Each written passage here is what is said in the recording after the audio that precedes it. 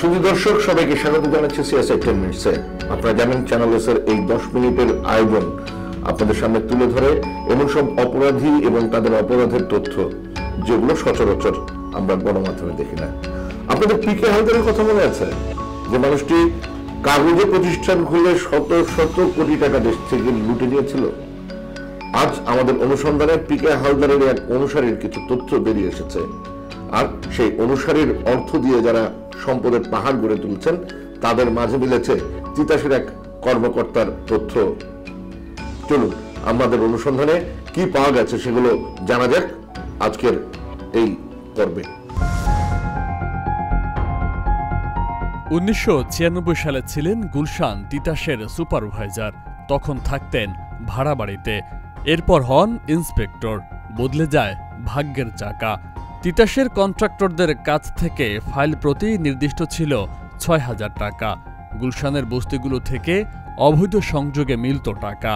সেখান থেকে মিরপুর ১২ নম্বর চৌরঙ্গি, ১০ নম্বর পানির ট্যাঙ্কি এবং সেনপাড়া এসব এলাকার বস্তি ঘরে জ্বালানি গ্যাসের সব অবৈধ সংযোগের নেপথ্য নায়ক গ্যাস বিপণনের দায়িত্বে থাকা তিতাসের সাবেক কর্মকর্তা শেখ মোহাম্মদ আমানুল্লাহ। শুধু কি বস্তি, আবাসিক এলাকার হোটেল রেস্তোরাঁ থেকে শুরু করে সবখানেই এই মানুষটির জাদুর ছোঁয়ায় গ্যাস পৌঁছে গেছে অবাধে। অভিযোগ আছে খোদ সরকার যেখানে মাসে মাসে বিল পেত না, সেখানে এই ইন্সপেক্টরের কাছে ৫ তারিখের আগেই পৌঁছে যেত অবৈধ গ্যাস সংযোগের বিল। এদিক ওদিক হলেই কাটা যেত লাইন, আবারও দিতে হতো নতুন সংযোগ ব্যয়।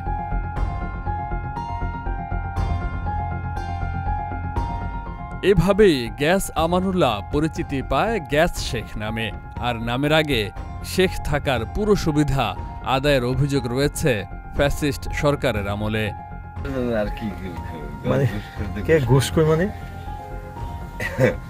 এই ধরনের চাকরি যারা করে ঘুষ ছাড়া কোনো কাম নেই। আপনি যখন চিনতেন তখন কি তার কি এতগুলো বাড়ি ছিল নাকি? হ্যাঁ, কি ছিল তখন? তার সামান্য কিছু ছিল। প্রতি ফাইলে কত টাকা দিতে দিত? ৫,০০০ টাকা ফাইলে। আপনি তার কাছে কি কেন কাজে যাইতেন? আপনি কি কন্ট্রাক্টরি করতাম, গ্যাস পানি বিদ্যুৎ তিনটার কাজ করতাম আমি। আচ্ছা আচ্ছা আচ্ছা। এখন তো তিতাস বন্ধ, এইজন্য আমি একটু সমস্যা করে গেছি। ও, তাহলে ৯৬-তে আপনি কাজ করাইতেন গুলশান যায় তাদের দিয়ে ফাইল ফুল ফাঁস করাইতেন? টাকা পয়সা দিয়া। যারা অবৈধ টাকা কামাই করে তাদের নারী কেলেঙ্কারি থাকবেই। আপনি জানেন তো কয়টা মেয়ের সাথে সম্পর্ক ছিল? বলেন না। সে ভার্জিন টাইপের মেয়ে পছন্দ করে। আচ্ছা, ওই ধরনের একটা মেয়ে তারে যদি কেউ উপহার দেয় বা একটা ফাইল প্রসেস করার জন্য দেয়, তার সব ধরনের কাম করে সে করে দেয়। টাকা হওয়ার পর আমানুল্লাহ জেকে পড়েন নারী আসক্তিতে। অনুসন্ধানে জানা গেল তালিকায় আছে মডেল থেকে বাড়ির দারোয়ানের স্ত্রীও। এই অনৈতিক বিষয় প্রকাশ পাওয়ায় তার বাড়িতে হামলাও চালায় স্থানীয়রা। আর সেই অনৈতিক সম্পর্কের ধারাবাহিকতায় ঘরও ভেঙেছে একাধিক দারোয়ানের। এ নিয়ে মামলার আসামি হওয়ার পরও সেগুলো আবার মিটিয়েও ফেলেছেন টাকার বিনিময়ে। ফুলাফানের কাছ থেকে কি শুনছেন আপনি?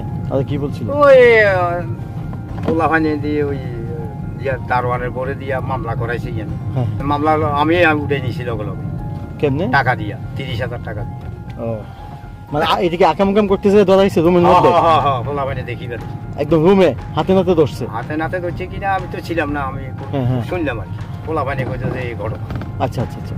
বলে আমরা বহুদিন থেকে ভাড়া দিই, আর আপনারা পাইনি, আপনারা চলে গেছেন দেশে, আপনারা যে কইম আপনারা খুঁজতে আসি। এরপরে আল্লাহর হুকুম, পরে আমি এটা মিটমাট করে দিছি ৩০,০০০ টাকা। ৩০,০০০ টাকা ৩ মাসে দিছি। ওই ইয়ানে আমি মহিলারে? হ্যাঁ, মহিলারে। মহিলা ফুলাফানিরে দিছি, মহিলারে দিনে ১ টাকা। আচ্ছা আচ্ছা। ও, যে ফুলাফানতে ফিটিং করছে এলাকার সবাই জানে। সবাই জানে? জানে না, অনেকে অনেক বিচার সালিশ কত কি করে। যে কাজের মেয়ে দারোয়ানের বউ নাকি বাদ যায় নাই তার কাছ থেকে ছিল আগে হয়েছে। ২০ নম্বর রুটে পাশে পাশে থাকে শিয়ালবাড়ি এড়া আড়াই কাটা ফলো। শিয়ালবাড়ি আছে, হেরা জাফর সাহেব। আর এই আরামবাগ এটা জানি। আর এই কালবাটের রেটে একদিন ওই বাজার করে বাজাতে কত এই জায়গাটা লেনে গেতামেজি হচ্ছে, এই জায়গাটা আমারই। এরকম লোক আমি পৃথিবীর দেখিনি। ঘুষ দুর্নীতির মাধ্যমে বিপুল অর্থ সম্পদের মালিক বনে যাওয়া তিতাসের সাবেক এই কর্মকর্তা রাজধানীর মিরপুরে গড়ে তুলেছেন আবাসিক এবং বাণিজ্যিক একাধিক ভবন, রয়েছে একাধিক প্লট এবং ফ্ল্যাটও। মিরপুরের রূপনগর আরামবাগ হাউজিং এলাকায় সেকশন ৭ ব্লক ই এর মেইন রোডে একটি ৬ তলা ভবন, এখানেই সপরিবারে বসতি তার। একই রোডে আরও এক জোড়া ৫ কাঠা নতুন প্লটের সন্ধান পাওয়া গেছে, যার মালিক নাকি শেখ মোহাম্মদ আমানুল্লাহ ও তার মেয়ের জামাই মোহাম্মদ শরীফুল ইসলাম বিজয়। সরজমিনে গিয়ে দেখা যায় ভবন নির্মাণের কাজ চলছে সেটিতে। কোথা থেকে এলো এই অর্থ? চাকরি দিছে আমার ওনার শ্বশুর, উনি আমার কখনো লাভ করেন। চাকরি দিছে আমানুল্লাহ সাহেব, হ্যাঁ। না করছে তার মেয়ের জামাই বিজয়। বিজয় এই যে এখানে থাকে বাসা। আচ্ছা আচ্ছা আচ্ছা আচ্ছা। পরে ওই ডাইকে উপরে নিয়ে গেল ওনার বাসায়। তারপরে উনি কইতেছে, হাসান এখন ঝামেলা চলতেছে, তুমি এখন আবার তো চাকরি ছেড়ে দাও, আচ্ছা ২-৩ মাস পরে আবার নেবে গুনে। আমি কই আচ্ছা ঠিক আছে, আমি মনে মনে করতেছি চাকরি তার ছেড়ে দিলে জীবন আমু না এখানে। রূপনগর রেসিডেন্সিয়াল এরিয়ায় দুটি ৭ তলা ভবন এবং ৪ নম্বর রোডে ৩ শেডের ২.৫ কাঠা ও তার বিআই জাফরের মালিকানায় ২.৫ কাঠা ৩ শেড দেখানো হলেও পুরো ৫ কাঠা বাড়িটি শেখ মোহাম্মদ আমানুল্লাহর নিয়ন্ত্রণেই বলছে তারই লোকেরা। আমানুল্লাহ হলো ৪টা ফ্ল্যাট মনে করো যে রেডি ৮ তলা। কোন জায়গায় এটা? আরামবাগে যাতে দেখবেন ব্যাংকটা আছে এখানে ২০ নম্বর রোডে একটা, আবার এই পাশে ২০ নম্বর রোডে দুই সাইডে দুটা, ৩টা, আর এটা ১৬ নম্বর রোডে গড়িপড়া এখানে। আর এটা বিক্রি করে ৩৯ নম্বর বা ৪০ নম্বর রোডে একটা নিচে ৩ তলা আমানুল্লাহ নিচে যাবো। ও কি ফ্ল্যাট নিছে নাকি ইয়া নিছে? ফ্ল্যাট ৩ তলা ফ্ল্যাট থেকে নিচে আমরা ওখানে ফ্ল্যাট বানাবো। কত নাম্বার রুটে নিছে? ওটা ৩৯ কি ৪০ নম্বর। ও আচ্ছা আচ্ছা। অনুসন্ধানে রূপনগর শপিং কমপ্লেক্স মার্কেটে ১০টি দোকান ও মার্কেট ভবনে পরিবারের সদস্যদের নামে ৬টি ফ্ল্যাটের তথ্য পাওয়া গেছে। এছাড়া দোকান আছে বাংলা বহুমুখী সমবায় সমিতি লিমিটেড মার্কেটেও, জানান আহসানুল্লাহর ঘনিষ্ঠজনেরা, তবে নারাজ নাম প্রকাশে। এছাড়াও তার ট্যাক্স ফাইল ও তার বাইরের সম্পদের তালিকায় আছে ঢাকার শেওড়াপাড়ায় একটি ৩ কাঠার প্লট, সেনপাড়ায় ৪.১২% জমি ও সেনপাড়া পর্বতায় আরও ৫.১৬% জমি। বিশাল সম্পদ গড়ে তুলেছেন নোয়াখালীর বেগমগঞ্জের মীর ওয়ারিশপুরে। শেখ মোহাম্মদ আমানুল্লাহ ২৬ বছর ধরে কর দেন।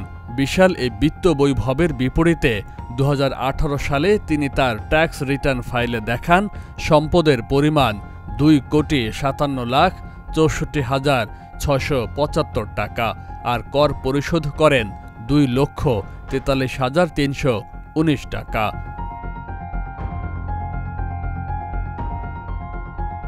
এ ফাইলে তিনি উপহার হিসেবে স্বর্ণ উল্লেখ করেছেন ২০ ভরি, তবে অনুসন্ধানে মিলেছে এর পরিমাণ ৬০০ ভরির কাছাকাছি। অভিযোগের বিষয়ে মুঠোফোনে যোগাযোগ করা হলে শেখ মোহাম্মদ আমানুল্লাহ জানান তার সম্পদ সব অন্যেরা নিয়ে গেছে। জানান এখন তিনি ইফতারের দাওয়াতে আছেন, এখন কোনো সময় দিতে পারবেন না। অপরাধের অনুসন্ধান কখনোই শেষ হয় না, কারণ আমরা আজকে 10 মিনিটে যা দেখালাম আপনাদের, হয়তো এটি শেষ নয়।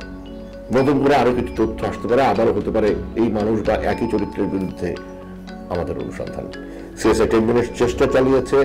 জামাই শ্বশুরের যে সিন্ডিকেটটি আছে তারা তাদের পেছনে কোনো সম্পদের পাহাড় না থাকলেও নতুন করে সম্পদের যে পাহাড় তারা গড়ে তুলেছেন সে বিষয়ে আপনারা দেখেছেন, তথ্য দেখেছেন, প্রমাণও দেখেছেন। আপনারা ভালো থাকবেন, সুস্থ থাকবেন। আবারও 1 সপ্তাহ পর আপনাদের কাছে ফিরে আসবেন নতুন কোনো অপরাধের পেছনের খবর নিয়ে। সে পর্যন্ত সুস্থ থাকুন, নিরাপদ থাকুন।